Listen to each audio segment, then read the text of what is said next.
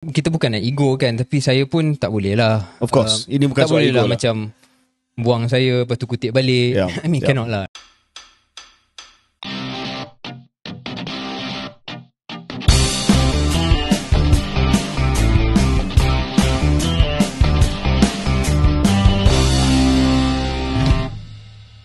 Assalamualaikum. Saya Syaril Hamdan. Dan saya KJ. Selamat kembali kepada podcast Keluar Sekejap. KJ, hari ni hari Isnin. How's the new week looking? How's your day? Ya, hari ni agak sibuk. Dan hari ini sebenarnya hari yang mungkin boleh menjadi contoh kepada hari-hari saya sekarang. Okay, macam mana selepas keluar sekejap daripada dunia politik. Dan juga pemegang taruh ataupun audience, pelbagai audience yang saya cuba mendekati. Jadi pada awal pagi, pada pukul 7 pagi, saya sudah berada di studio ataupun konti Hot FM untuk weekly session dengan kru Backpast Hot FM. Ya. Itu pasaran mass market, berjuta-juta yang mendengar Hot FM. Dan pagi tadi kita cakap tentang masa depan pelajar-pelajar yang baru saja dapat keputusan SPM dan juga pengalaman pengguna jalan raya di Malaysia yang berdepan dengan pembuli jalan raya, dan saya terpaksa buat TikTok dance. So that's how I started my day. Saya nampak link TikTok dance tapi tak berani nak buka lagi lah. Buka lah. Beranikan diri untuk buka, sebab ini antara dansa yang terbaik dalam dunia. Okey, baik. Hebat dan dahsyat. Hebat dan dahsyat. Dan selepas tu saya telah datang ke pejabat saya untuk menulis rencana untuk Institute for Southeast Asian Studies di Singapura, di mana saya senior visiting fellow. Jadi daripada mass market radio saya terus pergi kepada academic writing, di mana saya ada deadline pada hari ini untuk menulis satu artikel untuk jurnal akademik daripada ISIS. Dan selepas itu stakeholder ataupun audience yang lain pula, iaitu Keluar Sekejap bersama dengan Syaril. Jadi mungkin melintasi segenap segmen, mungkin tidak sengaja ataupun tidak dirancang, tapi I found myself covering quite a lot of different segments lah. What about you, Syaril? Similar. Saya pun ada fellowship tu dengan Rajaratnam School of International Studies.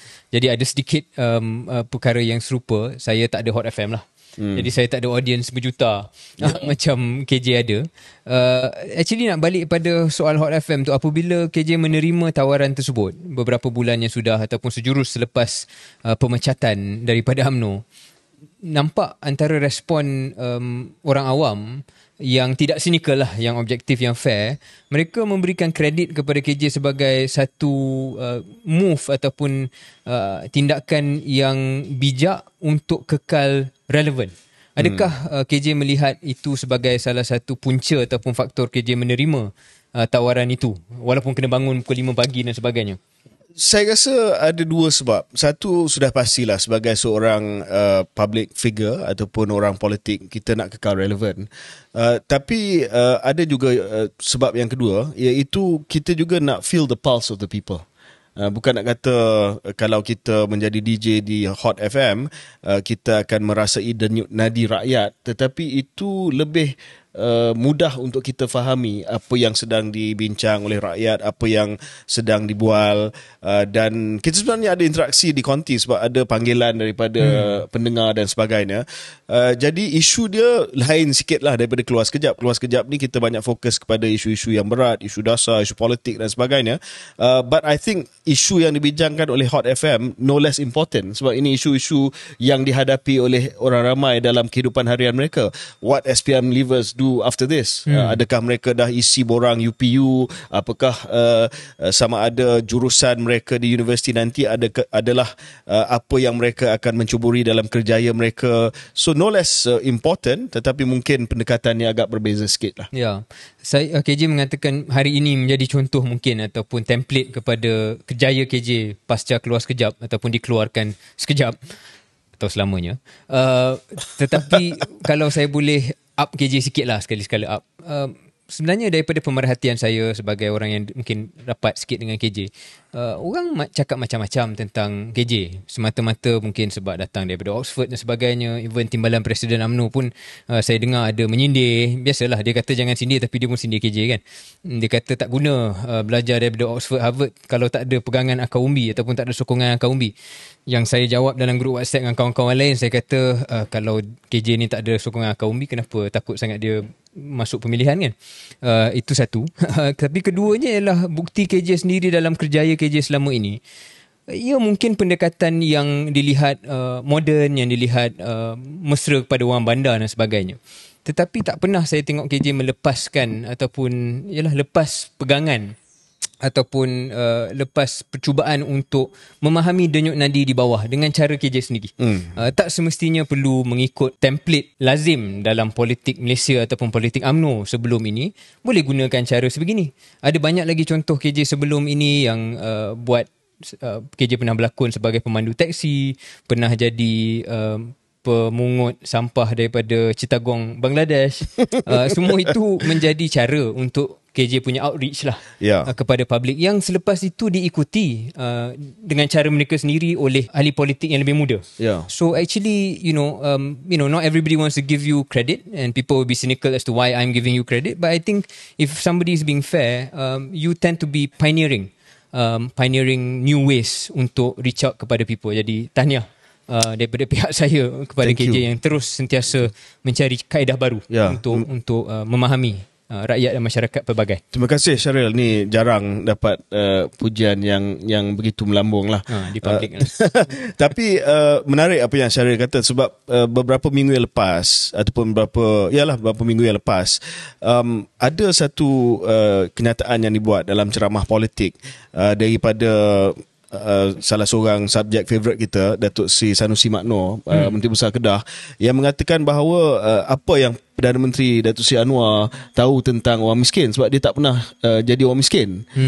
Jadi di situ saya tertarik dengan apa yang Syaril kata. Tak semestinya kita pernah jadi benda tu untuk kita cuba memahami orang tersebut ataupun keadaan tersebut. Mungkin Datuk Seri Anwar tak pernah melalui kemiskinan tegar. Beliau dibesarkan dalam keluarga yang agak berada, bapa dia pemimpin politik dan sebagainya. Tetapi tidak bermaksud bahawa Perdana Menteri tidak boleh merasai melalui empati dan juga pengalaman dan usaha apakah kehidupan harian orang yang miskin.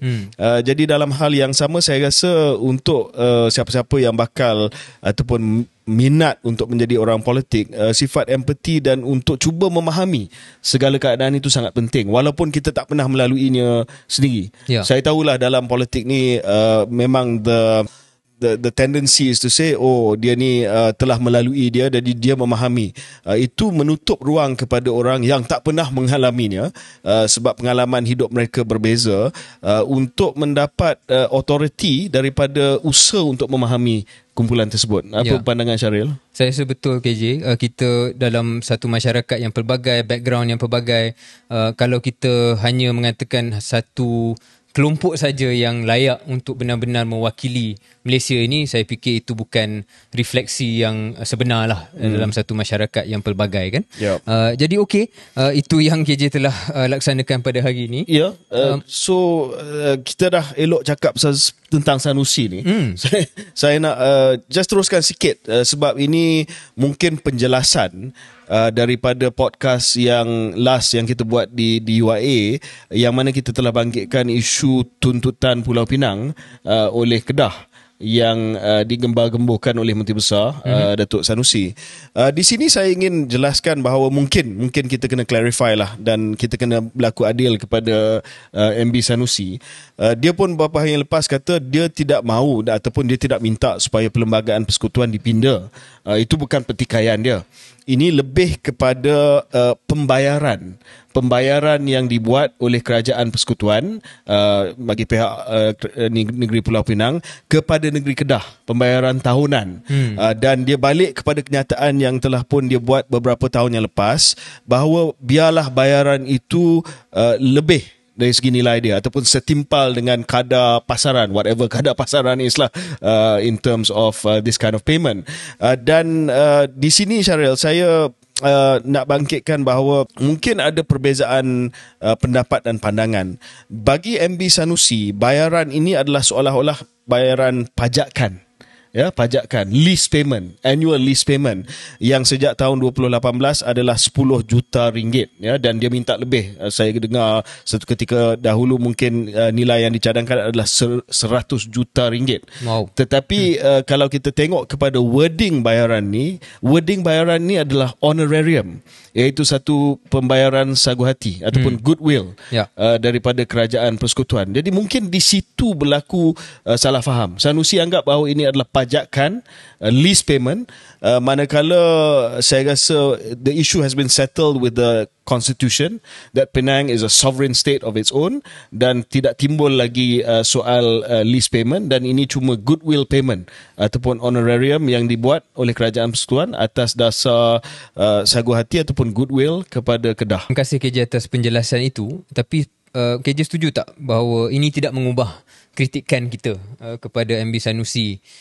terutama saya lah waktu di UIA. Saya kata tak berapa sesuai cara bahasa dia membuka isu ini. Kalau kita tengok balik statement dia, dan tular katanya satu perbualan WhatsApp antara beliau dan juga sebuah portal berita yang mana jelas beliau cuba mempersoalkan ataupun membangkitkanlah isu hak Kedah terhadap Pulau Pinang itu sendiri. Mungkin ini salah satu rollback ataupun dia ghostan sedikit setelah menerima pelbagai kritikan dan juga ulasan daripada kenyataan asal beliau. Mungkin kita boleh masih kekal dengan sedikit pandangan bahawasanya sebagai seorang pemimpin yang menjadi pemimpin nasional sekarang ni, setelah mendapat MVP daripada keluar sekejap, supaya lebih berwaspadalah dalam kata-kata dan kenyataan beliau. KJ, selain daripada isu yang kita dah bincang, MB Sanusi yang kita bangkitkan waktu di UIA, antara perkara lain yang kita bincang waktu di UIA secara ringkas dan tidak diskripkan, tidak dirancangkan dengan sebenar pun adalah kita buka satu poll. Ada beberapa poll yang kita buka waktu di UIA tempoh hari. Salah satunya adalah respon yang saja nak ditanya di kalangan lebih 1,000 orang yang hadir di UIA tempoh hari tentang bunyi-bunyi dan ura-ura kononnya mungkinkah KS ataupun KJ akan membuat satu parti yang baru. Dan soalan yang ditanya, adakah wajar KS tubuh satu parti baru, dan mendapat respon lebih 60%. Lebih 60% yang tak setuju, yang selebihnya setuju. Tapi bukan hanya dalam UIA, ada juga pandangan-pandangan di media sosial yang kurang minat dengan idea tersebut, dan the first reasoning yang diguna pakai terutamanya di kalangan responden-responden berbangsa Melayu adalah tak perlu lagi lah satu parti untuk memecahkan undi orang Melayu. Naratif undi orang Melayu pecah ni dah lama dimainkan. Even dalam UMNO pun sebelum ni dimainkan dengan harapan bahawa bila kita cakap macam tu orang akan undi UMNO, tak undi parti-parti lain. Tak jadi pun. Apa pandangan KJ tentang perlu atau tidak naratif ni terus dimainkan? Kerana bagi saya mungkin datang daripada satu niat untuk melihat kuasa politik Melayu itu boleh dipertahankan, tetapi ia juga membawa membuka satu lembaran seolah-olah orang Melayu hanya boleh sokong satu parti saja, dan bukannya boleh membuat keputusan berdasarkan apa yang terbaik sesebuah parti bawa dalam landasan politik mereka. Adakah terlalu simplistik? Itu sebenarnya tak berapa tepat. Sebab kalau kita tengok dari sudut sejarah Malaysia sejak merdeka lagi ataupun sebelum merdeka, sokongan politik orang Melayu ni dibahagikan kepada beberapa parti politik. Pertama, sudah pasti daripada zaman dulu yang dominan adalah UMNO. UMNO mendapat sebahagian besar daripada sokongan orang Melayu. Tapi daripada awal lagi, daripada sebelum merdeka, PAS juga mendapat sebahagian daripada sokongan Melayu. Agak sukar untuk kita memberi peratusan pada zaman-zaman dahulu sebab tidak ada polling dan sebagainya. Tetapi rule of thumb daripada dulu adalah 30% adalah milik PAS. Dan juga sebelum tahun 60-an, haluan kiri juga telah mendapat sokongan daripada orang Melayu. Ini lebih kepada parti-parti yang bersifat sosialis dan sebagainya. Ya. So nak kata daripada dulu orang Melayu bulat-bulat memberi kepada UMNO ataupun satu parti adalah tidak benar. Tapi apa yang menjadi alarming pada sekarang untuk orang Melayu adalah mungkin perpecahan itu lebih ketara. Kalau dulu maybe 70% UMNO, 30% PAS, tapi sekarang ni kita tahu berpecah dengan begitu dahsyat sekali. 50% PN, 30% UMNO dan juga 10% lebih kepada PH pada pilihan raya yang lepas. Dan itu menimbulkan tanda tanya. Pertama, perpecahan itu lebih ketara. Yang kedua, dalam keadaan di mana undi China sebagai contoh hampir 100% pergi kepada satu parti. Dan saya bukanlah nak menimbulkan teori konspirasi yang mengatakan bahawa sebahagian besar daripada pengundi China bagi kepada DAP, seolah-olah that is a Chinese conspiracy. I don't buy that, ya. Tetapi secara kebetulan dan juga atas sebab kelemahan MCA dan juga parti-parti China yang lain, pengundi China dah tak ada pilihan. Jadi de facto 95 hingga 100% daripada undi China pergi kepada DAP. Dan jika anda seorang pengundi Melayu yang tidak ada niat yang racial pun, you will think, oh, there's something wrong here. Kenapa kita tidak boleh ada at least better political unity ataupun kesepakatan yang lebih jitu, sedangkan kaum lain, contoh kaum Cina, ada kesepakatan tersebut walaupun tidak sengaja, walaupun tidak konspirasi. Ya. Mungkin respon saya KJ. Satu, KJ dah sebenarnya menyebut perkara itu sendiri, iaitu it's not a conspiracy. No. Dan kita tak nak membayangkan bahawa orang Cina sengaja sepakat semua 97% ke berapa persen untuk mengundi satu parti, iaitu DAP dan juga sekutu-sekutunya dalam Pakatan Rakyat sebelum ni dan Pakatan Harapan dan sebagainya. Tapi itu datang secara evolusi lah yang membawa kepada hakikat tersebut. Respon kedua saya ialah KJ, adakah soal penyatuan orang Melayu ni dalam konteks politik bukan hanya dibincangkan sekarang, tetapi merupakan satu naratif dan imajinasi dan matlamat politik yang asal. Even bila kita cakap tentang kemerdekaan, bagaimana UMNO memacu ataupun keterkehadapan dalam menjayakan agenda kemerdekaan pada tahun 50-an, dan sebelum itu pun, adalah datangnya daripada naratif ataupun imajinasi bahawa orang Melayu yang sebelum ni berpecah, yang mana sebelum itu kesetiaannya pada negeri masing-masing, kemudian disatukan pada tahun 46. Jadi naratif Malay Unity ni is not a recent narrative just untuk respon, tetapi ia satu imajinasi politik yang berdekat-dekat lamanya. Dan adakah memandang ke hadapan walaupun tak pernah dikecapi pun, macam KJ kata, daripada awal lagi undi orang Melayu ni dibahagikan. Kita tak naklah cakap berpecah, tapi dibahagikan, and we've never achieved anything close to 90% for one side, but the dream of the Malay political consciousness is to achieve that unachievable or unachieved goal. Sebab tu balik kepada analisa saya tadi, saya rasa kalau sampai tahap 70% untuk satu parti dominan, itu mungkin maksimum. Maksimum, dan mungkin the unspoken threshold yang ataupun nilai ambang yang tersirat, yang mungkin orang Melayu rasa kita selamat sebab kita telah memberi sokongan yang jitu kepada satu wadah yang boleh menjadi jurucakap untuk isu orang Melayu. Tapi sekarang ni dia melihat dah dibahagikan kepada 3-4 parti. So I think that's where the Malay political psyche rasa a bit concerned.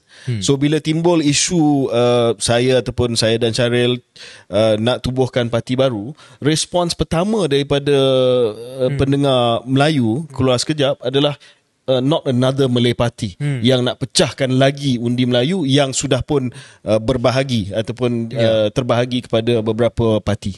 Another short analysis KJ yang mungkin tak sempat kita nak bincang ialah yang cakap benda-benda macam tu, janganlah satu lagi parti baru untuk, di kalangannya adalah orang yang kita kenal. Dan ini bukan orang yang betul-betul racial dalam politik mereka. Jadi itu pun agak menarik. Because in the first instance bila kita bincangan dia tentang hal politik, mereka tak akan cakap tentang isu Bumi Putera ataupun isu Melayu sebagai asas minat mereka pada politik. Mereka cakap pasal benda lain, pasal ekonomi ke, pasal negara bangsa dan sebagainya.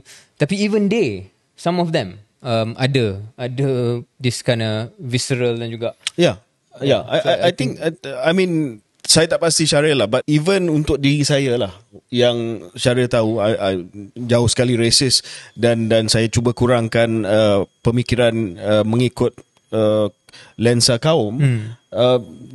It is something that concerns me.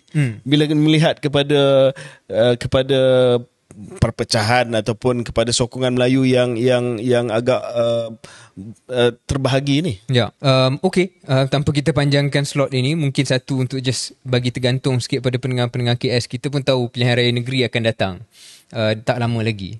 Dan kalau KJ kata nilai ambang tersirat adalah 70%, saya rasa kita tahu parti mana yang mengharapkan nilai ambang 70% tu pergi pada dia.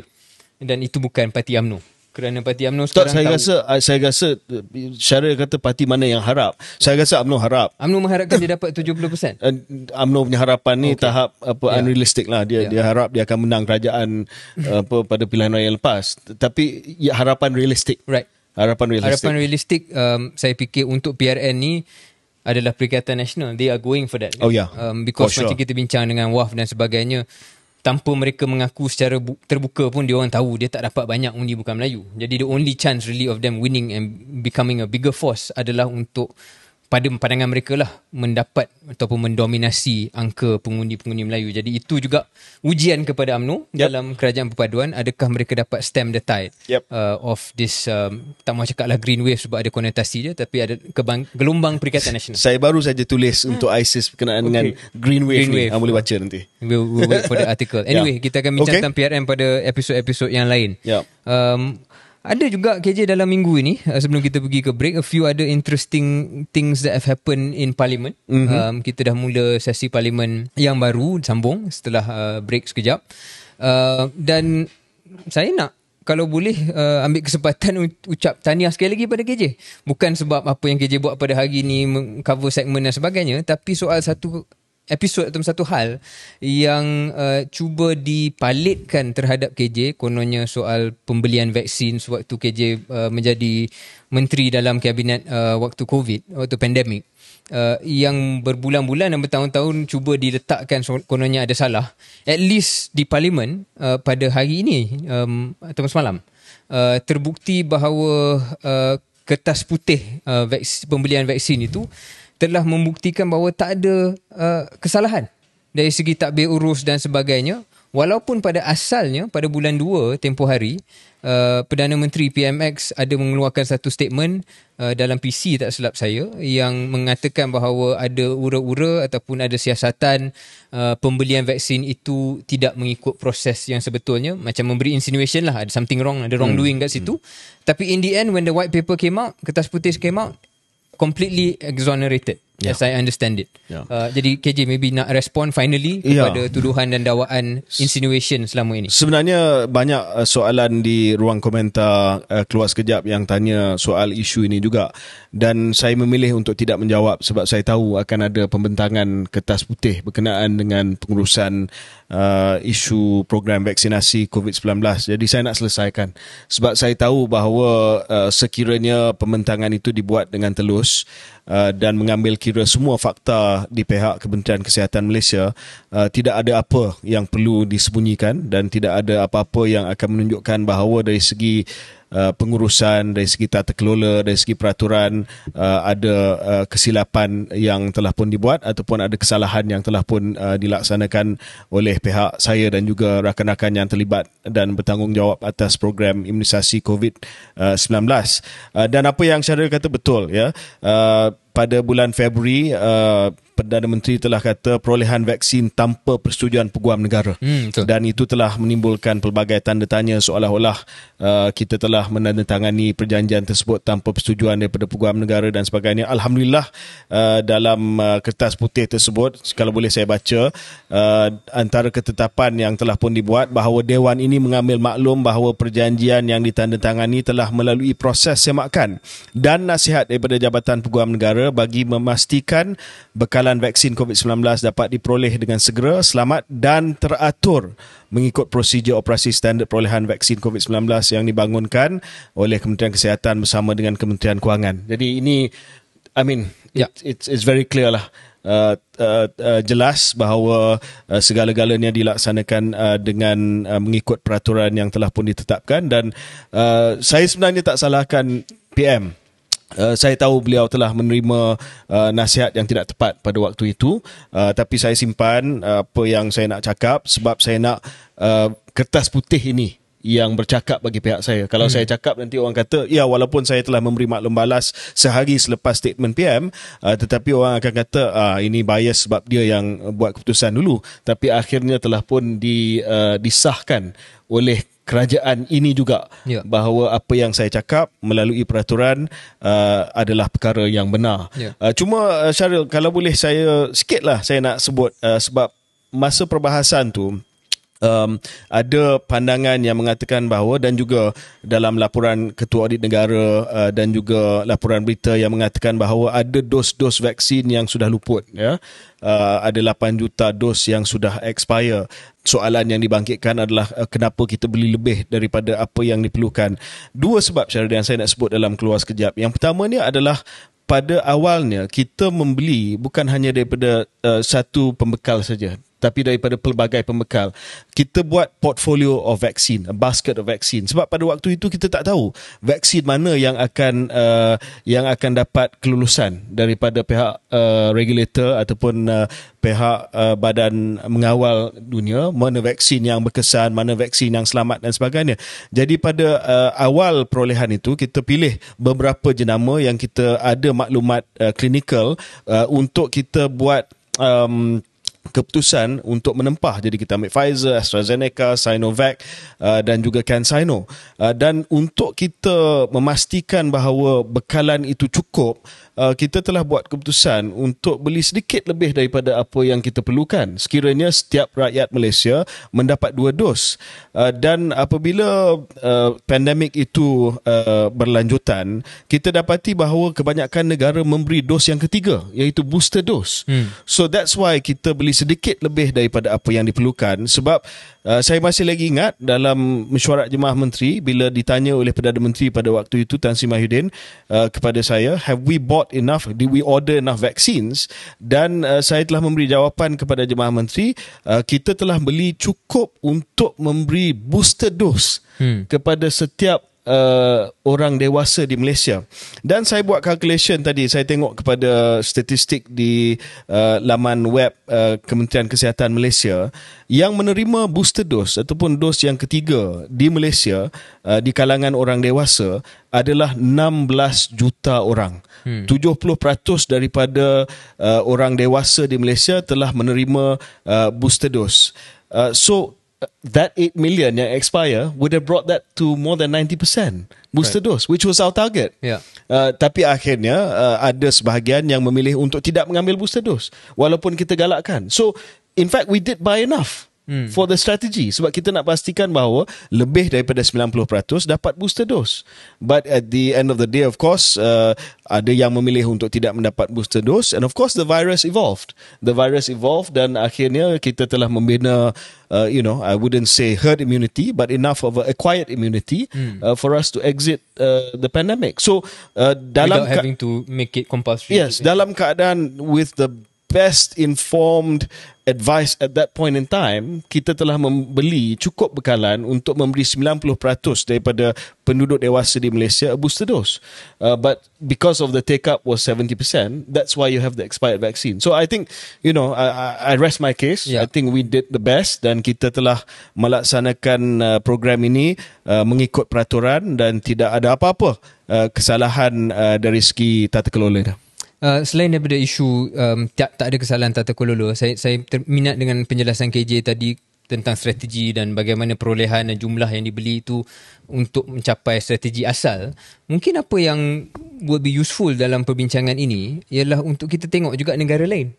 Barangkali negara lain juga bersiap sedia untuk strategi yang serupa, dan juga mendapat satu situasi di mana dos penggalak itu tidak diambil oleh semua penduduknya. Sure. Malah negara-negara maju, saya ingat KJ sewaktu menjadi pengarah ataupun mengurus PIK itu, program imunisasi kebangsaan itu, cukup bukanlah marah tapi tak selesa dengan keadaan negara-negara maju yang dia balon ataupun dia ambil semua. Canada beli 5 kali ganda populasi dia. Yes. So kalau kita ada kes-kes di mana ada vaksin yang luput dan sebagainya disebabkan apa yang KJ jelaskan, barangkali di negara-negara lain lebih banyak begitu ataupun mereka terpaksa bagi pada negara-negara dunia ketiga. Ya, kalau Google saja dos vaksin yang luput, banyak saja contoh-contoh yang kita boleh tengok daripada negara-negara lain yang beli jauh lebih banyak daripada Malaysia.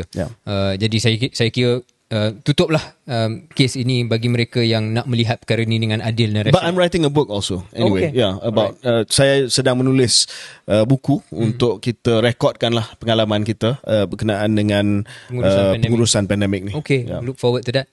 KJ, satu lagi perkara yang ada dalam parlimen yang masih lagi berjalan, soal akta kawalan merokok yang disekalikan dengan GEG lah. Generational Endgame. Setakat hari ini yang saya faham telah dibentang untuk bacaan pertama di Dewan Rakyat pada 12 Jun. Walau bagaimanapun, RUU Kawalan Produk Merokok Demi Kesihatan Awam, itu nama RUU itu, tak dibuat bacaan kedua untuk dibahaskan, tetapi dirujuk sekali lagi kepada Jawatan Kuasa Khas Pilihan Khas atau PSC untuk timbang semula RUU tersebut. Saya fikir yang dia nak timbang balik ni mungkin bukan the tembakau part, tapi GEG. Apa pandangan KJ? Adakah ini satu langkah yang KJ risau? Saya tahu pendirian KJ macam mana. Adakah ini salah satu langkah untuk decouple GEG from the main bill? Okay, dengan ringkas lah ya, sebab isu ni masih lagi dalam perhatian PSC. Dibentangkan untuk bacaan pertama pada hari semalam oleh Yang Berhormat Menteri Kesihatan dan terus dirujuk kepada Jawatan Kuasa Pilihan Khas. Maksudnya tidak dibahas untuk bacaan kedua. Maksudnya untuk pendengar, maknanya dia takkan selesai lah pada dia takkan selesai lah. Dan untuk makluman pendengar, waktu saya bentangkan untuk bacaan kali kedua di Dewan Rakyat lepas sebelum pilihan raya, itu pun saya rujuk kepada Jawatan Kuasa Pilihan Khas. Jadi ini kali kedua dirujuk kepada Jawatan Kuasa Pilihan Khas. Kali ini dirujuk kepada Jawatan Kuasa Pilihan Khas Kesihatan yang dipengusikan oleh Yang Berhormat Datuk Seri Dr. Zulkifli Ahmad, juga mantan Menteri Kesihatan dua sebelum saya.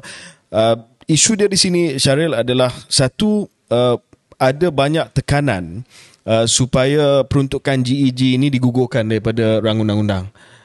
Dan bagi saya itu tidak adil, sebab seperti mana yang saya sebutkan tadi, GEG itu adalah kompromi yang kita telah capai bersama dengan komuniti ataupun sektor kesihatan yang tidak mahu vape dibenarkan seperti mana yang berlaku pada hari ini. Mereka kata kalau vape dibenarkan dan diregulate, maka mereka insist supaya ada GEG seperti mana yang New Zealand buat, ya. Jadi sebab itu kita ada GEG. Dan saya difahamkan KKM mengambil langkah taktikal untuk bawa ke PSC supaya GEG itu tak digugurkan, supaya dia melalui apa sajalah dekat GEG, dekat PSC itu dibincang, dicerakinkan, diperhalusi, dan cuba nak selamatkan peruntukan GEG, ya. Dan bila Kabinet ataupun PM merasa selamat, mungkin selepas PRN, ianya boleh dibawa ke majlis untuk diluluskan secara syumul ataupun secara total. Cuma di sini ada kelompongan yang seperti mana kita tahu, tanpa undang-undang ni tidak ada kawalan terhadap vape langsung. Jadi dalam tempoh masa kita nak tunggu rang undang-undang ini diluluskan, vape tak boleh dikawal. Sebab itu penentang GEG akan kata, yes, why don't you pass the bill first tanpa GEG supaya dapat mengawal selia vape. Tapi daripada komuniti kesihatan, mereka risau bahawa kalau setuju dengan itu, then GEG will be forgotten forever lah. Sebab itu, untuk makluman pendengar yang mungkin terlepas beberapa episod yang sudah lah, apabila kita memberi ulasan tentang pengeluaran vape daripada akta racun, itu yang kita bangkitkan pada saat episod tersebut, iaitu selagi rang undang-undang ni tidak diluluskan untuk mengawal selia vape, maka vape daripada diletakkan bawah Akta Racun, sekarang ni langsung tidak ada regulation, jadi boleh membawa satu kelompongan ataupun telah membawa satu kelompongan yang perlu kita kuatiri. Sir, maybe on that note kita we'll take quick break and then we'll come back. Okay.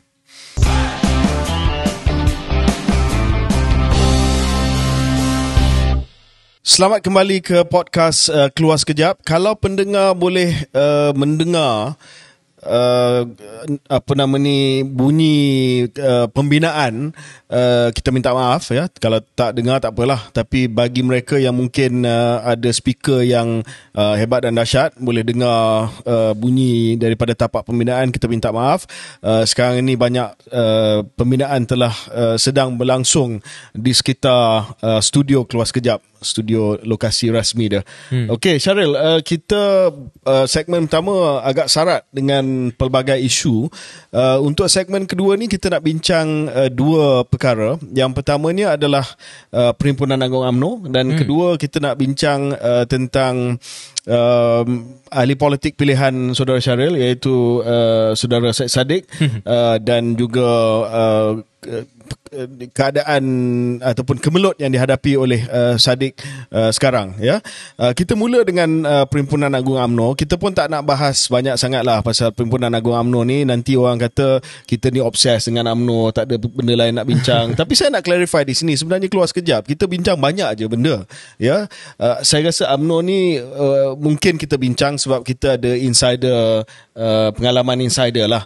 Tapi saya nampak kita bincang banyak saja perkara selain daripada UMNO. UMNO ni adalah antara satu topik yang saya rasa menarik sebab ia menjadi topikal, Perhimpunan Agung UMNO.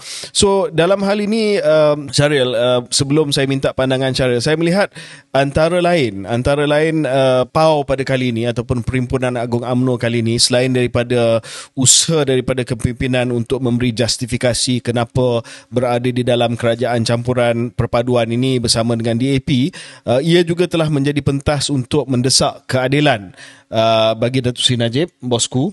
Ada yang juga terus menggunakan istilah pembebasan, bukan keadilan ya. Presiden saya nampak dia kata keadilan, dia very careful lah, dia tak nak kata pembebasan, dia kata keadilan. Dan saya nampak ada sedikit seketika waktu perasmian satu masa yang agak awkward sikit sebab Perdana Menteri hadir, Datuk Seri Anwar, dan saya nampak perjalanan mesyuarat waktu awal tu dah cantik dah. Datuk Seri Anwar pun kibarkan bendera UMNO, nyanyi lagu UMNO, malu-malu sikit lah, malu-malu sikit. Bersatu kita so dia dah kan, so dia dah nampak, dia hafal lirik ke dia baca, kita pun tak tahu dia baca lirik kat big screen ke dia hafal. Beginilah Syaril, kalau Syaril keluar sekejap selama 20 tahun dan kita forward 20 tahun akan datang, dan Syaril dijemput oleh Perdana Menteri ataupun timbalan Perdana Menteri pada waktu itu, mungkin Dr. Akmal, untuk datang semula ke Dewan Merdeka. Would you remember? Probably, right? I would remember. You remember? So I think that PMX ingat pun. Yeah. Okay. Anyway, dia peristiwa yang awkward sebab Datuk Sri Zahid sebagai Presiden dalam ucapan, dia telah menaikkan semangat Dewan, menuntut keadilan untuk bosku, tetapi daripada floor, bebas bosku, sehingga Datuk Nizar, I don't know if you saw the video, Datuk Nizar, anak sulung kepada bosku, berdiri dalam keadaan yang emosional. I don't blame Nizar, dan merayu kepada PM untuk bebaskan bosku. It could have been uncomfortable for PM. I'm sure it was a bit uncomfortable for PM, kerana ialah sebagai seorang ketua negara, ataupun ketua kerajaan, dia sudah tentu tak boleh dilihat untuk campur tangan secara terlalu agresif dalam hal ini. Kita dah bincang dalam episod yang lalu, cara dia boleh campur tangan adalah melalui pardons board lah, dan itu pun kita tak tahu apa perjalanannya dan apa prosesnya pada ketika sekarang. Tapi apa pun yang sedang berlaku di belakang tabir, apabila di depan-depan di halayak media dan awam dan sebagainya boleh ditontoni oleh ramai, sudah tentu satu perkara yang sedikit uncomfortable untuk dia. Dan saya nampak ini bukan perkara yang akan habis, dia akan berterusan. Dan selagi mana tidak dilihat satu dari sudut pandang UMNO keadilan untuk Datuk Najib, maka perkara ini akan menjadi satu live issue untuk Datuk Seri Anwar. Tapi selain daripada isu bosku ini, saya juga melihat macam mana KJ katakan salah satu naratif utamanya ialah untuk menjustifikasikan keadaan UMNO dalam kerajaan perpaduan dan sebagainya. Saya fikir bukan PAU aja, dah pelbagai acara yang digunakan untuk melaksanakan perkara ni. Tapi kalau saya boleh katakan, macam tak selesai lagi isu ni. Sebab biasanya dalam perhimpunan agung ataupun mana-mana convention parti, tak kira UMNO ataupun mana-mana parti di Malaysia dan juga di negara-negara lain, usually there is a bump. There is a post-convention bump lah yang dikatakan, terutamanya di Amerika Syarikat kan, sebelum pilihan raya presiden dan sebagainya, Parti Demokrat, Parti Republican akan buat dia punya big convention. Bukanlah nak kata ni analogi yang sempurna, tapi ada keserupaan di situ yang mana ada satu semangat kesatuan, satu semangat kesepaduan, satu semangat yang keluar daripada convention itu dengan naratif yang satu. Saya tak kata tak ada kesatuan dalam UMNO, saya bukan nakal nak cakap macam tu, tetapi nak kata there is a one narrative that came out of that week, I'm not sure. Kalau kita bincang pada minggu lepas pun, kita kata bagaimana pemuda UMNO tidak menjemput DAP, mengambil naratif yang berbeza. Soal permohonan maaf DAP terhadap UMNO pun, cerita tu bukan cerita satu hari ke je, 2, 3, 4 hari tak habis-habis lagi cerita tu. Mula-mula pemuda UMNO cadangkan perkara itu, kemudian Presiden kata tak payah, kemudian timbalan Presiden pula dilihat kontra, kata patut minta maaf ataupun boleh minta maaf. Kemudian timbalan Presiden U-turn. Dia U-turn, cakap tak jadi pula. Pemuda UMNO pula kata macam semi U-turn. Dalam PC Dr. Amal dia kata macam tak adalah, kita akan masih tolong DAP, cuma up to you lah, you nak minta maaf ke tak. Jadi cerita minta maaf ni, Anthony Loke pun kata move on. The MCA kata patut minta maaf kat kita. Correct. Jadi it's non-stop. And many iterations of the same subject kan. Saya gunakan itu sebagai satu contoh untuk mengatakan bahawa nak kata ada satu kesepaduan tentang bagaimana UMNO menerima dan akar umbi UMNO menerima kerjasama dalam Pakatan Kerajaan Perpaduan bersama PH dan DAP ni, nak kata cerita tu selesai, I don't think selesai. Dan mungkin harapan daripada tingkat 38 tak kesampaian dalam hal ni, belum kesampaian lah. Mungkin boleh dibuat dalam peredaran masa, tapi if they were hoping that power will be the noktah kepada isu ni, I'm not sure there's a noktah. Boleh tak saya panjangkan sedikit analisa Syaril? Sebab ini akan ada kesan pada pilihan raya negeri nanti. Dan ini akan ada kesan dari segi transferability of support of pengundi BN kepada PH dan pengundi PH kepada BN.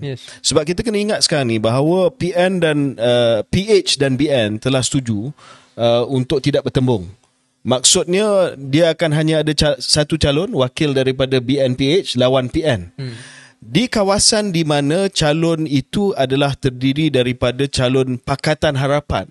Contoh, adakah pengundi UMNO asal, BN asal akan bagi undi kepada PH? Transferability.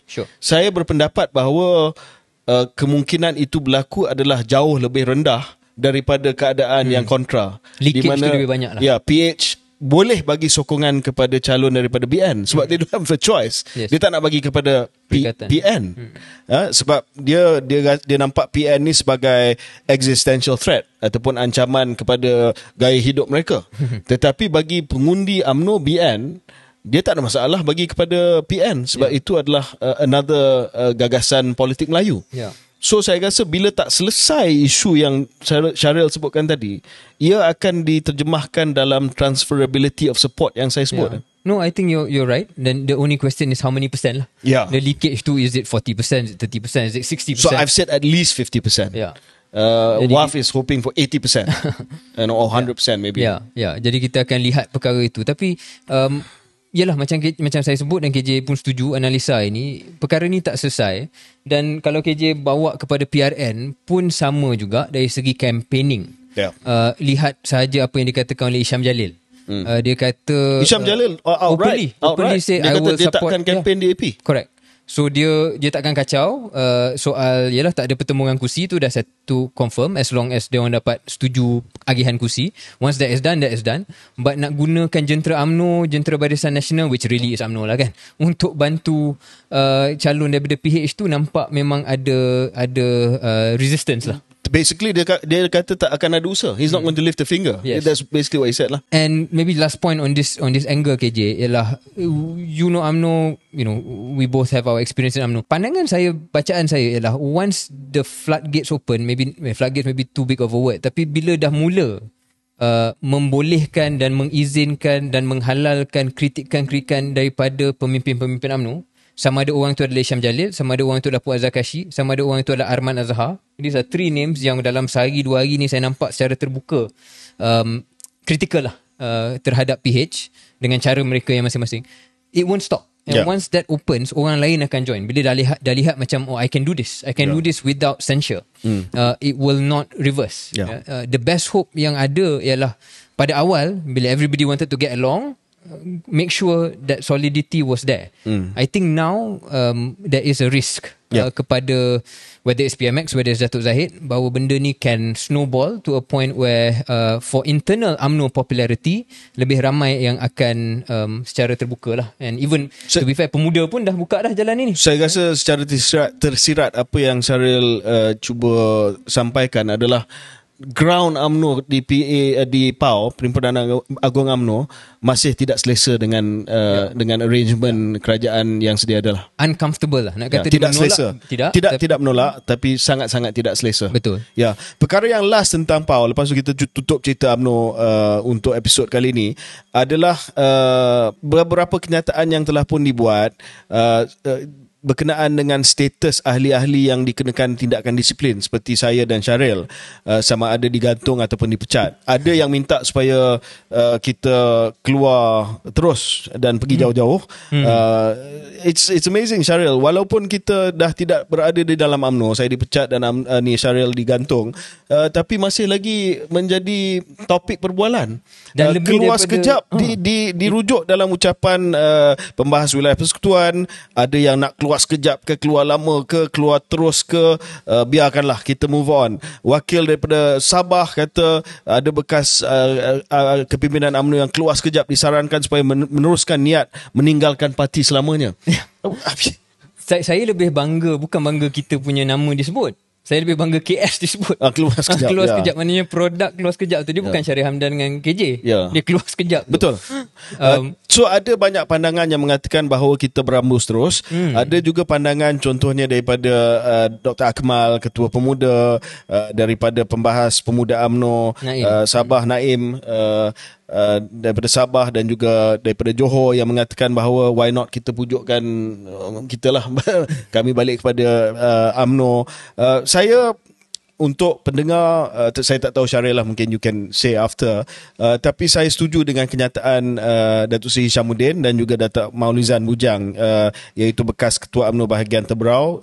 Dua-dua juga telah dikenakan tindakan disiplin yang mempersoalkan rayuan yang dibuat terhadap yang diminta buat rayuan ni, orang macam saya dengan Syaril. Kita nak merayu apa? Sebab kita tak tahu apa tindakan yang melayakkan kita dipecat dan juga digantung. Tapi alasan dia orang, kalau nak tahu, you rayu lah. But that's ridiculous. Seperti mana yang Datuk Seri Hishamuddin kata, tak pernah dibawa kepada lembaga disiplin. Ini cerita lama lah. Tak pernah dibawa ke lembaga disiplin, tak ada due process. So kita nak merayu apa? Kita pun tak tahu. So I think we leave it at that lah. Pandangan saya KJ tak berapa jauh. Pandangan saya yang kita tak bincang pun sebelum recording KS ni tentang bagaimana kita nak respon terhadap isu yang dibangkitkan. Pada saya macam ni lah, you cannot undo what is done. Yes. Dan bagi saya pertama nak cakap terima kasih kepada kawan-kawan macam Akmal, macam Naim, yang secara terbuka buat pandangan tersebut. Dan kasih saya kepada mereka dan juga kawan-kawan dalam parti tu tak pernah pudar. Tapi what is done has been done. I have said what I said. Dan Datuk Zahid pun dah buat keputusan yang dia dah buat. Dan saya nak sebut kat sini secara rendah diri, yang buat keputusan tu adalah Datuk Zahid. I mean, technically it's empty, but really it was President. Yeah. It was President's decision. So saya tak ada apa-apa personal against President. I've said what I said tentang apa yang saya rasa perlu untuk UMNO move forward. Dia tak menerima dan dia buat keputusan untuk gantung saya atas nasihat orang tertentu, termasuklah seorang kita tahu tu. So it's okay for me, just carry on. Presiden boleh buat apa yang dia rasa terbaik untuk parti. Tapi kalau harapannya ialah untuk kita kena mencontohi Lokman Adam, barulah kita boleh diterima semula. Kalau itulah yang dianggap sebagai benda yang baik untuk kita masuk balik, saya rasa tak apalah, it's okay. Kita duduk kat luar dan boleh teruskanlah dengan apa yang Presiden dan juga kepimpinan UMNO rasa yang terbaik. Saya tak sombong, saya rasa itu adalah pandangan datang daripada kawan-kawan, tapi for me, you cannot undo what is done. And it's okay. If they want us to move on, we'll move on quietly and respectfully. Saya pun setuju dengan Syaril. Saya ucapkan terima kasih kepada semua sahabat-sahabat Akmal, Naim dan lain-lain yang telah pun bangkitkan isu ni. I think they meant well. Yeah, I think they meant tapi saya sependapat dengan Syaril, dengan Syam, dengan Tok Mau. We have to move on. Just as much as ada yang kata move on tanpa kita pun rasa keputusan dah dibuat. Kita pun tak tahu kenapa kita dipecat, nak minta kita rayu. There's no point. Yeah. And anyway, just to side joke sikit, kan dah ada template di mana orang yang keluar daripada UMNO ataupun dikeluarkan daripada UMNO kemudian boleh bersama dengan UMNO. Dia Perdana Menteri sekarang kan. So dia boleh gang kan. So relax lah. Maybe there's a way down the line where we come back, but tapi that's on his terms. Sure. On his terms. Tapi kalau nak minta kita merayu, kalau if we have to bend the knee for something that we don't know what we did, I don't think, I'm not going to bend my knee lah. Dan yelah, kita bukan nak ego kan, tapi saya pun tak boleh lah. Of course, ini bukan soal ego lah. lah. Macam buang saya, lepas tu kutip balik. I mean, cannot lah. Jadi rumusannya bagi saya, pintu tu tidaklah tertutup selama-lamanya bagi saya. Tetapi buat masa sekarang dengan keadaan macam ni, dengan cara yang disebut itu, dan saya pun tak nak bagi pening pada Presiden lah, sebab separuh daripada orang yang bercakap pun tak nak kita balik kan. So I don't want to give you more headache. And nothing personal, but maybe not now. Maybe sometime in the future, we'll see. So I suppose move on for now lah. Move on for now. Is that fair? Kelas. No. So kita sebelum break ni, kita 5 minit kita nak bincang sikit tentang Sadiq ni. So kita sentuh soal Sadiq ni pada podcast yang lepas di alumnus beliau. Is that right? Alumnus? Alma mater, sorry. Alma mater beliau. He is an alumnus. Alma mater is his university. Alma mater beliau, Universiti Islam Antarabangsa Malaysia. Berkenaan dengan kedudukan Sadiq yang sangat-sangat tidak selesa sekarang ni. Untuk makluman pendengar, seperti mana yang kita sebut pada podcast yang lepas, Sadiq telah menjadi juara kepada isu LCS dan sedang mengalami ataupun sedang diserang dengan hebat oleh penyokong-penyokong daripada PH yang mengatakan bahawa antara lain beliau adalah kuda Trojan, muda adalah kuda dan sebagainya. Untuk makluman, kuda Trojan ini adalah kuda yang dihantar oleh musuh sebagai hadiah, yang akhirnya menyembunyikan beberapa askar-askar daripada musuh tersebut. Pada waktu malam dia keluar, diserang. So basically Trojan horse is the term that's being used against Muda and Sadiq. Tapi saya nak defend Sadiq, as Syaril knows, I'm not a fan of Sadiq, but on this issue saya rasa dia ada point, dan point dia very simple. Apa yang PH kata kepada Sadiq adalah kau ni tak faham apa yang diputuskan oleh speaker Tan Sri Johari Abdul dengan jelas dan nyata menyatakan bahawa PAC sedang memantau perkembangan usaha untuk menyelamatkan projek LCS, Literal Combat Ship, ataupun kapal perang yang dibina oleh Bastard Naval Group. Tapi poin Sadiq adalah pemantauan daripada PAC itu adalah kebanyakannya dari segi usaha-usaha untuk memastikan bahawa kapal itu siap. Corrective action untuk siapkan kapal yang sampai hari ini satu pun tak siap. Itu tugas PAC untuk lapor secara berkala kepada Dewan Rakyat. Apa yang Sadiq bangkitkan adalah lebih kepada ketirisan yang telah pun berlaku in the first place, yang menyebabkan usaha untuk menyelamatkan projek ini dijalankan. Itu yang dimaksudkan oleh Sadiq, dan dia rujuk kepada kenyataan-kenyataan yang dibuat sebelum pilihan raya untuk membawa mereka yang bertanggungjawab ke muka pengadilan. Dan kalau kita tengok Presiden Transparency International Malaysia Dr. Muhammad Mohan sebut kerajaan perlu telus dalam menjelaskan permasalahan projek LCS selepas declassification laporan perolehan dan siasatan kewangan oleh bekas Ketua Audit Negara Tan Sri Amrin buang. CEO of C4, Pusat Membanteras Rasuah dan Kronisma, Pushma Murugaya, menyatakan bahawa kerajaan perlu memastikan tindakan tegas diambil ke atas individu yang terbabit dalam skandal berkenaan. So two different issues. PIC is looking at the corrective action. Tapi apa yang Sadiq bangkitkan ini adalah penyelewengan yang berlaku in the first place. Kita bincang tadi soal vaksin kan. Maybe I don't know if it's fair, tapi seolah-olah ada double standard lah. Kalau hal vaksin pun cerita dah selesai kan. There's nothing about yang kalau katanya benda yang dah lepas kita lepaskan ataupun lupakan, fokus pada future. You can use the argument about vaccine procurement, right? Let's think about preparing for the next pandemic. Forget about the past. Forget about the past. Kita beli lebih ke, beli mahal ke, ada orang seleweng ke. But when it comes to LCS, yang digunakan dengan cukup banyak, saya sebut dalam UIA tempoh hari kan, dengan cukup banyak untuk memenangkan undi against Barisan Nasional. Suddenly sebab ada kepentingan-kepentingan tertentu mungkin dalam pentadbiran hari ini, perkara itu tidak boleh ataupun tidak mahu dibahaskan dengan terbuka. Jadi saya fikir what Sadiq is doing is doing a service kepada the democracy debate ataupun the service to democracy in the sense of making sure perkara ni dibawa ke parlimen dan dibahaskan dengan sebaik-baiknya. Yeah, I think go Sadiq, don't get duped. Apa yang sedang dibuat adalah forget about the past, kita move on, dan kita buat laporan tentang apa yang sedang berlaku, tentang kerja-kerja untuk memastikan kapal ni siap. But Sadiq nak tahu apa yang berlaku in the first place. Yes, both things can happen and should happen. Yeah. Okay. Kita akan take a break dan kita akan kembali selepas ini.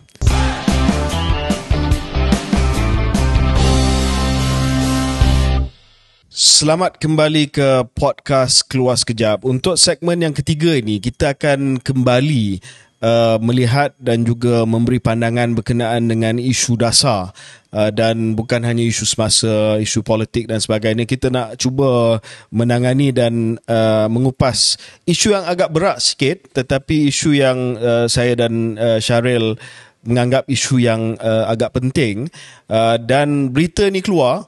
Tetapi malangnya tidak ramai yang tangkap berita ni ataupun tidak ramai yang menceritakan tentang berita ni, dan saya rasa bahawa kalau kita sekiranya nak melihat kepada masa depan negara kita, masa depan ekonomi kita ataupun model ekonomi kita, kita selalu sebut bahawa kita nak naik dari segi rantaian nilai ataupun value chain.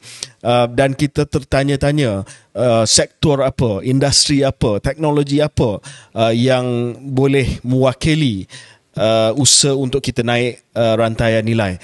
Pada 9 Jun yang lepas, Menteri Sains, Teknologi dan Inovasi Saudara Chan Lee Kang telah menyebut bahawa Malaysia berada pada kedudukan yang baik untuk memanfaatkan potensi sebagai pengeluar utama hidrogen hijau, green hydrogen, berikutan usahanya untuk muncul sebagai peneraju ekonomi hidrogen bidang 2050. Sebenarnya kalau kita melihat kepada potensi hidrogen ini, terutamanya dari segi potensi green hydrogen dan juga blue hydrogen, dan nanti kita akan kupas sedikit tentang nilai pasaran tersebut. Kita tengok bahawa nilai pasaran dunia untuk hidrogen hijau saja menjelang tahun 2050 adalah 189 bilion US dollar, bersamaan dengan 873 bilion ringgit Malaysia. Di Malaysia saja dijangkakan 14 bilion ringgit Malaysia menjelang tahun 2050. Dan menariknya, Syaril, hidrogen ini dilihat sebagai satu sektor, terutamanya hidrogen hijau, yang boleh membantu dari segi usaha kita untuk memastikan bahawa kita mengurangkan kerosakan kepada alam sekitar. Sebab apabila kita menggunakan hidrogen sebagai energy carrier dan untuk menjanakan tenaga, ia akan dapat dilaksanakan dan dihasilkan dengan cara yang sangat bersih dan tidak memudaratkan alam sekitar. Kalau kita melihat, untuk makluman pendengar, saya bagi sedikit explainer, antara lain penggunaan hidrogen ini adalah untuk kenderaan, terutamanya light duty highway vehicles, di mana kita dapat mengurangkan 90% dari segi pengeluaran karbon daripada kenderaan-kenderaan yang sedia ada untuk bas dan menariknya di Sarawak antara pelopor kepada ekonomi hidrogen. Saya difahamkan Sarawak, Kerajaan Negeri Sarawak sedang melaksanakan projek perintis bas-bas yang dipacu dengan tenaga hidrogen dan juga usaha untuk menggunakan hidrogen sebagai contoh dalam pembuatan amonia. Dan kalau sekiranya amonia itu dapat dibuat daripada blue hydrogen, maka 80% daripada penggunaan amonia ini adalah untuk baja, fertilizer. Maka kita boleh meningkatkan lagi food security kita. Pada masa yang sama kita dapat mengurangkan carbon footprint. Your thoughts, Syaril? Saya setuju dengan apa yang KJ katakan bahawa ini satu perkara yang menarik yang kita harapkan dapat liputan berita yang lebih hangat dan juga komunikasi yang lebih mantap. Tapi macam kita pernah komen tentang isu tenaga boleh baru yang nampak bawah radar sedikit dari segi liputan media dan juga komunikasi kerajaan. Ini pun satu contoh lah.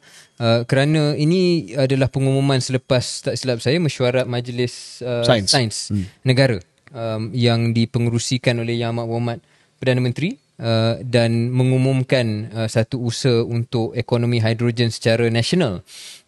Dan perlu lebih banyak diperkatakan supaya rakyat faham apa perlunya dan apa untungnya pada negara andai kata agenda ini dijayakan. KJ telah memberikan beberapa angka-angka. Benda inilah yang perlu disampaikan yang lebih hebat dan dahsyat oleh pihak kerajaan dan saitro-saitro kerajaan supaya bila nak marah ataupun nak menyerang Perikatan Nasional itu tidak hanya panggil orang walaun tetapi mengatakan bahawa inilah plan bawah kerajaan perpaduan yang lebih baik daripada apa-apa alternatif dari pihak pembangkang. Saya fikir inilah satu perkara yang perlu dibuat supaya politik kita juga naik lebih tinggi. Cuma berbalik kepada isu hidrogen ini, kita juga dan kerajaan juga perlu jujur dan mengiktiraf bahawa ini masih lagi benda yang awal.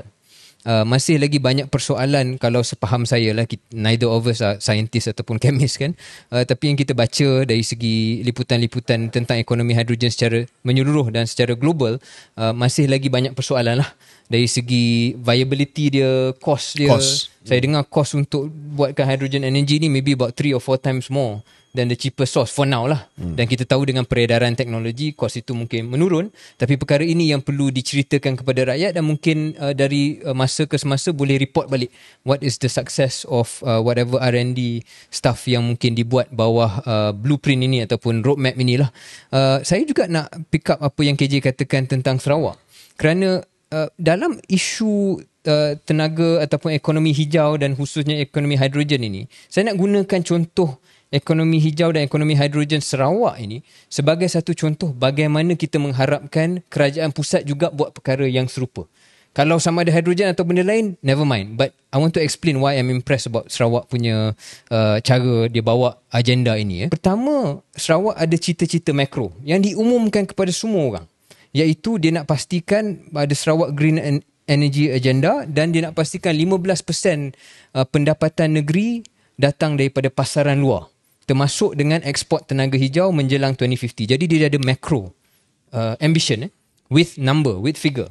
Nothing of that sort has come from the central government. So one example, macro target is there, clear for everybody. Kemudian dia ada juga Sarawak projek-projek huluan yang macam KJ bagi sedikit gambaran tadi, yang hiliran, yang huluan pun dia dah ada bersama dengan Jepun, bersama dengan Korea. Yeah. I think if I wrote my notes here, dia ada 2 projek besar janaan hidrogen, Hibiscus dan Hornbill. Hibiscus dia buat bersama dengan Samsung, bersama dengan POSCO, beberapa syarikat-syarikat dan pelabur-pelabur Korea. That's Hibiscus. Kemudian Hornbill dia buat dengan Jepun. Sumitomo, INEOS dan sebagainya juga untuk jana hidrogen dengan kaedah yang lain. Saya nak cerita tak pandai lah. Tapi 2 different methods of producing, I think at least blue if not both green hydrogen. Yeah? Dan depan ni kita boleh terangkan apa beza dia. Tapi basically green better than blue lah. Cara untuk menjana hidrogen itu. But my point is kerajaan negeri Sarawak really fokus dan Premier Sarawak betul-betul ke depan untuk bawa pelabur-pelabur ni untuk projek huluan. dah lah dia ada projek huluan, dia dah ada industri ataupun target untuk hiliran je. What's going to happen afterwards? KJ bagi contoh tentang bas-bas yang menggunakan ni, kenderaan Toyota yang bawa hydrogen, I think Toyota Mirai or something like that, that are in Sarawak. Even LRT Sarawak pun dikatakan nak menggunakan tenaga hydrogen. And by the way, on Hornbill and Hibiscus, these two hydrogen projects that are not done yet, dah ada plan untuk jual dan export the ammonia or the hydrogen which needs to be transported in liquid form to either Korea or Japan. So dah ada offtake lah. So this is how you run a real program. An end-to-end transformational program untuk negeri Sarawak. We want something like this for the federal government. So to be fair to Lee Kang, Menteri Sains, Mosti akan keluarkan Pelan Hala 7. Saya pun difahamkan draft yang akhir telah pun siap. Dan kita harap bahawa so dalam kerajaan ni Mosti adalah the science think tank lah. They do the research and stuff.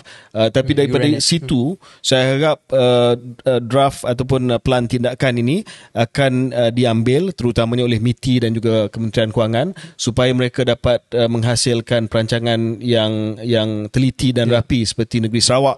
And again kita ucapkan tahniah kepada Premier Sarawak.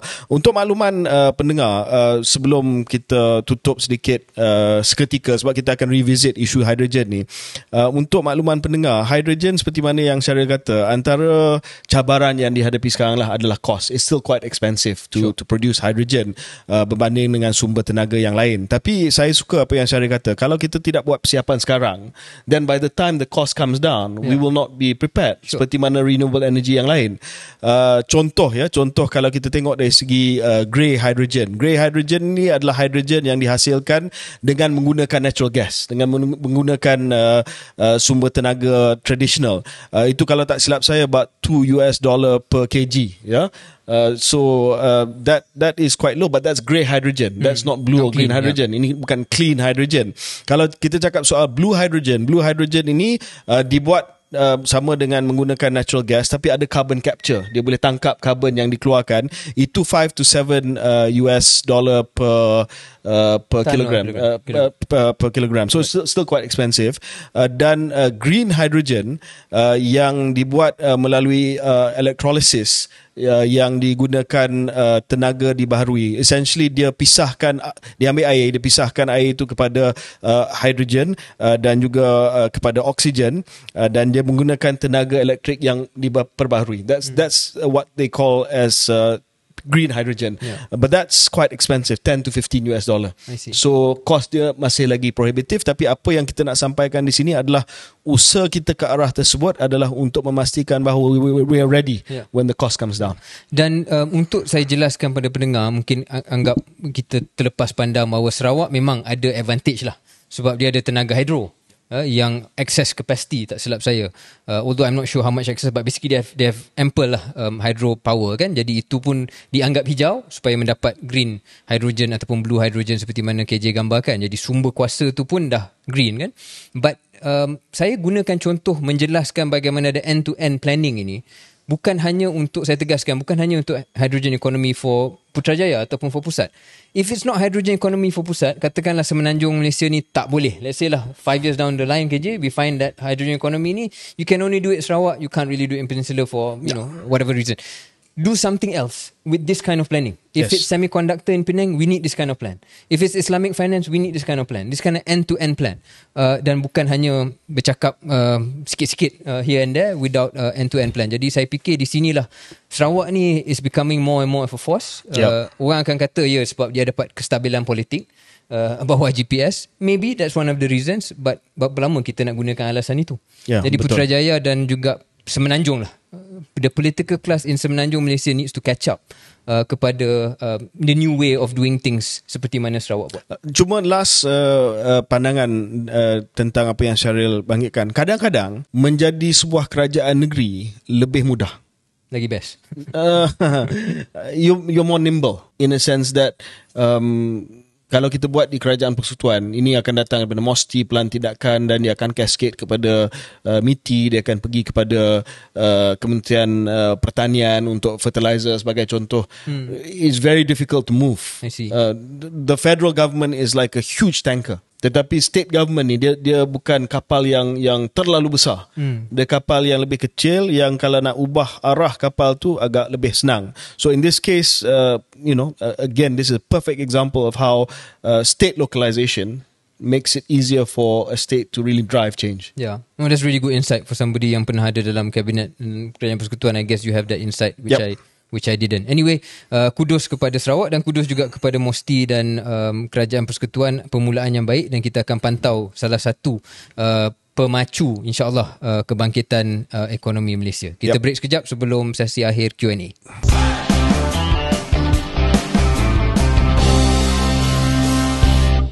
Selamat kembali ke podcast Keluar Sekejap. Kita nak akhir dengan Q&A ataupun soalan-soalan yang kita telah terima dalam media socials ataupun social media kita, dan kita akan cuba jawab beberapa soalan sebelum kita mengakhiri episod kali ini.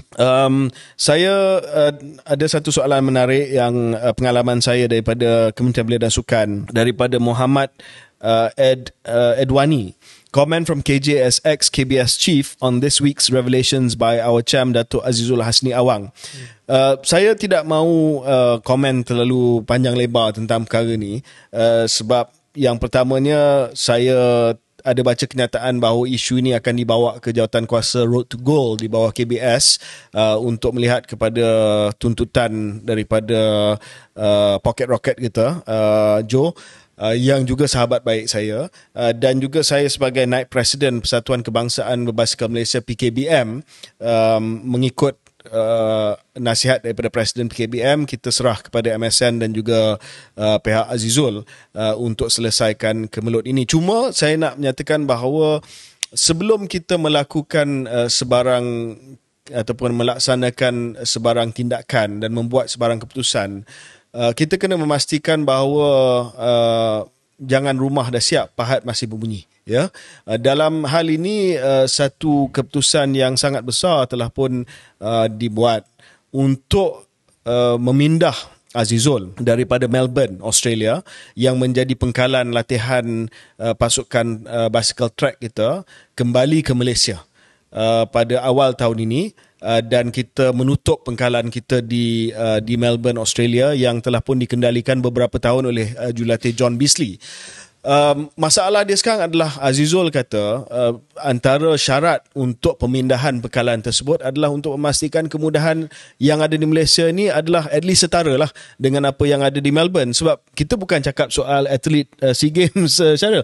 Dia adalah pemenang pingat perak dan pemenang pingat gangsa di sukan Olimpik, termasuk Olimpik, dan Azizul adalah bekas world champion. This is the highest you're going to get. This is the peak of the sport. Jadi sudah pasti apa yang kita sepatutnya bagi beliau adalah the best. Because he's a world champion. Full stop. Dan dia ada satu lagi Olimpik yang dia nak cuba, iaitu di Paris nanti, and we should be giving him the best. Jadi saya harap perkara ini dapat diselesaikan oleh Road to Goal, punya komiti Jawatankuasa Road to Goal. Kalau ada benda yang mungkin tak boleh diberi kepada Azizul, explain to him. Ya, jelaskan kepada beliau apa yang tak dapat diberi. Tapi saya harap perkara ini dapat diselesaikan, sebab saya percaya Azizul has a good chance, perhaps in his last Olympics, to complete the medal lah. Dia dah ada gangsa, dia ada perak, dan insyaAllah dia akan dapat pingat emas nanti. Soalan yang saya boleh ambil lagi daripada untuk saya, Azim Roslan 87. SH, what is the most annoying things about KJ? If I answer this, then you will have to also answer what's annoying about me, right? That you cut me off, which we've established over the last few episodes. I guess sometimes, and we've discussed this in public and in private, KJ boleh agak keras dalam komen-komen dia, bukan tentang saya secara spesifik, tapi tentang isu-isu semasa. Dan komen-komen keras itu mungkin membuatkan orang kurang suka kepada KJ, sedangkan sepatutnya potensi KJ untuk naik itu lebih ada kalau dilihat tidak keras sangat. So that's my diplomatic way of saying you're sometimes a bit abrasive. Okay. Can you respond so that it doesn't look like I'm just attacking you? Soalan itu tidak ditujukan kepada saya. Miracle things happen. As a Sarawakian, how do KJ and SH define and discuss the role of GPS in the Kerajaan Perpaduan? Wow. saya rasa soalan yang menarik sebab tadi pun kita dah puji Kerajaan Negeri Sarawak dan Premier Sarawak. Mungkin Syaril, kita janji mungkin bukan episod yang akan datang tetapi salah satu episod yang akan datang, can we do a Sarawak special? Yes. And address this properly? I think Sarawak and Sabah deserve episodes on their own because dia mempunyai dinamika politik yang berbeza daripada kebanyakan negeri di Semenanjung. Betul. Bukan hanya dinamika politik, dinamika ekonomi pun ada potential. So we'll do a special on Sarawak and Sabah, insyaAllah. We will. Yeah. Ada satu tadi KJ saya nampak, kalau saya tak boleh baca nama dia sebab terlepas dah. But basically dia tanya, adakah komen-komen kita dalam podcast Keluar Sekejap ini akan affect position kita dalam politik dan dalam kerajaan pada masa depan? Maknanya are we being too critical, that will hurt us down the road? Kalau saya nampak nama dia, saya akan sebut. Basically pada pandangan saya harap tidak. Saya harap apa yang kita buat dalam Keluar Sekejap ini bagi mereka yang betul-betul adil dalam menilai ialah usaha kita untuk menyumbang dengan cara kita sendiri kepada discussion politik dan discussion isu semasa yang lebih balance, tapi juga dengan cara yang orang boleh minat lah. Dia tidaklah terlalu dry dan sebagainya. Bukan sekali-sekala, all the time kita akan jujur seberapa mana yang kita boleh tentang isu dan kadang-kadang akan jadi pedas. Tetapi saya harap orang akan nampak ini bukan usaha kita untuk downkan mana-mana pihak secara spesifik, tetapi it's our honest view. And saya fikir KJ, our viewership numbers, which is getting better, kita nombor 1 dalam Spotify podcast di Malaysia, menunjukkan bahawa ada market untuk orang minat kepada cara kita bawa sesuatu isu, untuk cara kita mengupas isu, dan orang dapat value dan nilai daripada perkongsian kita. We're not perfect as people and this podcast isn't perfect, but we are enjoying it, right KJ? We're enjoying what we're doing here, and kita harap perkara ni akan terus improve. Ya, dan I think on that note maybe kita ucapkan terima kasih kepada semua pendengar. Not only are we enjoying it, but our numbers alhamdulillah are doing well on YouTube. Dulu satu episod purata yang tengok mungkin dalam 20,000. Our last episode 100,000 and we are breaching 100,000 on our last few episodes. Yeah. So thank you very much. Yes. Yeah. Thank you. And yang kita suka because this is a podcast, right? So it's over an hour. Yeah. Dia bukan the TikTok videos yang 2 minit tu. Yeah. Yang itu memang boleh dapat hundreds of thousands all the time. But this is a long form content that enough people are watching for a long period of time. Yeah, and just before we end, maybe saya nak jelaskan sikit thinking process Syaril dan saya. Masa kita mulakan idea Keluar Sekejap ini, we were thinking of less than half an hour. Yeah. Sebab kita tidak rasa orang akan dengar. Yes. 2 orang bercakap selama sejam lebih. Yeah. But hundreds of thousands every for the episode. I think there's a trick also. Kalau yang nak jimat masa dekat Spotify, you can speed up the audio kan. So instead Do you sound like a chipmunk? I've tried. I don't sound like a chipmunk. Okay. Yeah. Do I sound like a chipmunk? You don't sound like a chipmunk. Okay. Yeah. Is that it? That's it. Okay. See you in a few days. Terima kasih.